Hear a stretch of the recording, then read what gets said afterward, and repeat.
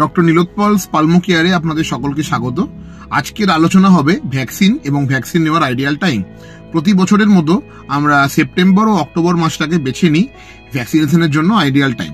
কেন বাছি? কারণ ঠিক এই টাইমটাতে একটা ম্যাসিভ ওয়েদার চেঞ্জ হয়, গরম যায়, ঠান্ডা হাওয়া ঢুকতে আরম্ভ করে এবং ঠান্ডা লাগার প্রবণতা বেড়ে যায়, ফ্লু বাড়ে এবং ঘরে ঘরে ঠান্ডা লাগা, কাশি, সর্দি ইত্যাদি বাড়তে আরম্ভ করে। প্লাস এটা একটা ফেস্টিভ টাইম, প্রচুর বাইরে ঘোরাঘুরি, বিভিন্ন ঠাকুরের প্যান্ডেলে বিভিন্ন জায়গায় যাওয়া, এতে আরো বেশি ঠান্ডা লাগার প্রবণতা বা ইনফ্লুয়েঞ্জা হওয়ার প্রবণতা বেড়ে যায়।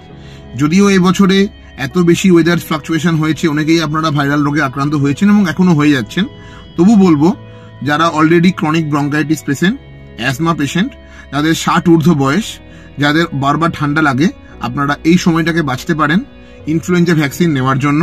এই ভ্যাকসিনটি আপনি বছরে একবার করে নেবেন ঠিক এই টাইমে, তাতে আপনার অ্যাডিকুয়েট প্রোটেকশন থাকবে এবং বারবার যে ঠান্ডা লাগার প্রবণতা এটা কমে যাবে।